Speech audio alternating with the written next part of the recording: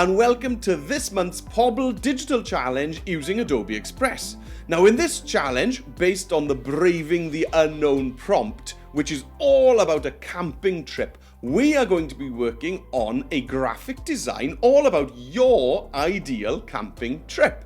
Now, if you'd like free Adobe Express for Education accounts for your school, just click on the link that's at the bottom of the screen right now. And there you can also find out about the other free things we do for schools like live lesson, lesson packs, and giveaways. Right, let's jump into Express and let's get working on our ideal camping trip.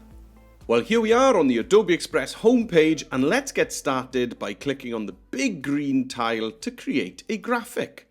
That's going to open up the Express all-in-one editor, and the first thing we need to start thinking about is our background. So to find backgrounds, over on the left-hand side, click on the Elements button, and up at the top you need to click on the Backgrounds tab. And here I'm going to search for camping. Here we go, we've got 94 results, so you can scroll through and pick one that you think is going to work best for your design. I like this one here, so I'm going to click on that and you'll see that it fills my canvas.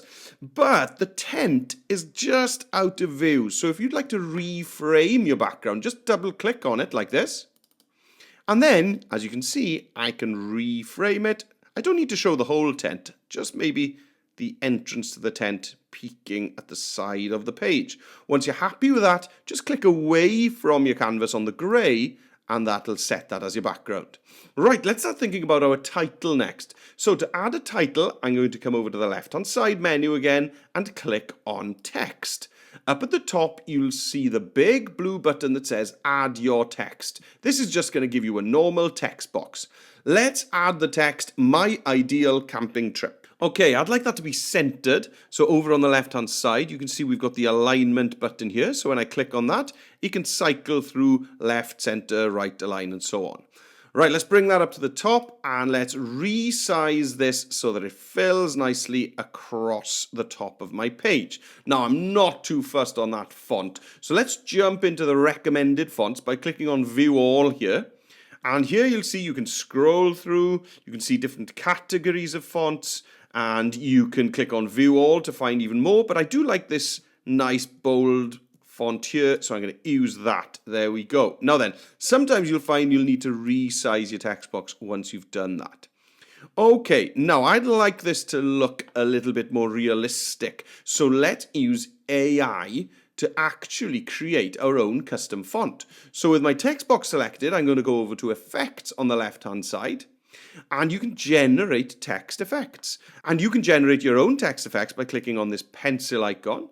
And here I'm just going to type green moss. Now, I'd like this to be loose, which means that it'll go outside of the boundaries of the letters themselves. Click Generate at the bottom, and it's going to give you 4 results. Let's see what it gives us. Wow, they all look fantastic, and you can go through them all, and it'll apply it over there on your canvas, and you can pick the one that you like the look of most. I like this third one here. I think it looks really cool and interesting. Now then, I think it needs an outline to make it a little bit easier to read. So I'm going to back out of the Generate Text Effects window.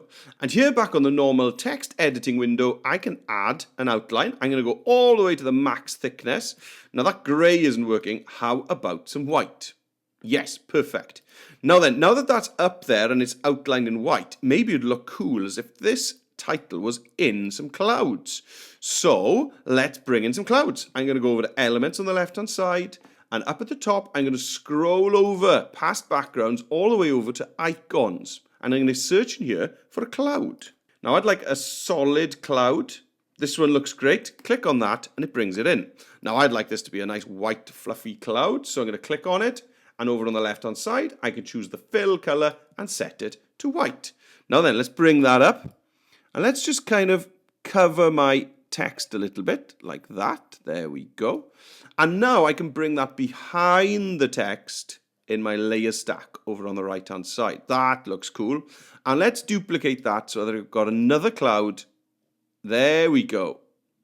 I really like how the clouds and then also the white outline of the text stick out, making it look as if that text is there in the cloud. Okay, let's get our three labels for the three things that you want to choose for your ideal camping trip. So we're going to need text again. I'm going to click on T for text, and once again, add your text. And look, it's used the same font. That's cool. I like using the same font. It makes my design consistent. So the first thing I'm going to be talking about is the location. So let's type that in. Now that looks great, but down here, maybe it'll get lost a bit in the detail of the background. So let's add a shape behind that text by clicking on Effects, scrolling down to the bottom, and you'll see here that you've got these shape options. And you can even have more by clicking on View All. I'm just going to go for a box. There we go. That looks cool, but that color yellow doesn't really do anything. So let's click on it again to open up the box settings. And here I can change the color by clicking on this color picker here. And I'm going to go for this darkest green that's on my background. So to get that exact color, I'm going to use the eyedropper or the pipette tool. And I can hover over that darkest green, click on it, and you'll see that my box has changed color. Cool. Now that I've done that, the black text is too dark. So let's change the black text to white. There we go. That's perfect. Now that I've worked hard on that text box, let's recycle my hard work by duplicating this text box by clicking on the three dots and choosing duplicate. And that's going to give me a copy of it. Let's bring that down here. And let's do that one more time. Three dots, duplicate. And I'm going to bring that down here. And that's all I need to do now is change the text in these two new text boxes to read activity and food. All right then, let's start thinking about our location. Well, I'd like to go camping by the lake. So let's click on the media button in the left-hand menu bar. And I'm going to search for camping lake. I forgot to click on photos, but you can always click on view all to see your photo results there as well. Let's scroll through and let's pick my favorite camping lake photo. That's really cool. Click on it and it'll add it to your canvas. Now I'd like to crop this to a circle. So to cut this out into a circle shape, that's all you need to do is select the image, and in this pop-up menu, you'll see the crop icon. Let's give that a click. And over on the left-hand side, we can choose the circle shape. Let's try it out. Perfect. Click away anywhere on the grey over here, and that'll apply the crop. That looks great. Now then, let's just move that over where it says location. I'm going to bring the size down a little bit. And I think that's going to work just nicely there. I think maybe the location title can come over as well.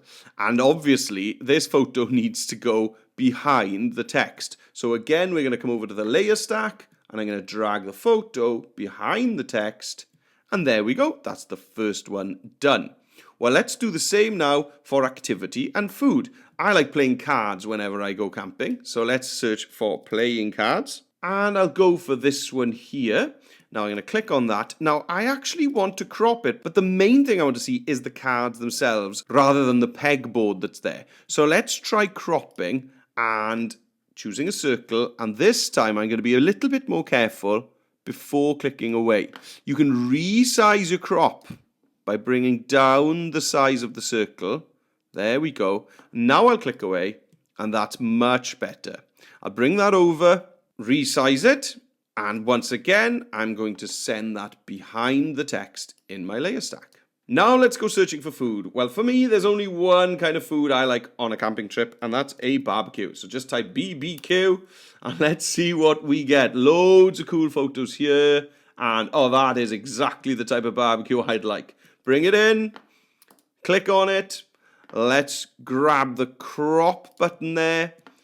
Choose a circle. That's perfect. Click away, and that is done. Most of the time you'll find when you're cropping to a circle that you don't really need to adjust it, and it's fine as it is.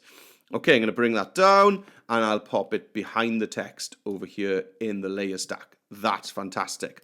Right, I'm nearly done, but I tell you what I do want to do, a little final professional touch, is to add a circular frame to each one of these three photos. So let's go to Elements again on the left-hand side. And up at the top, we're going to go back to the icons where we found our cloud.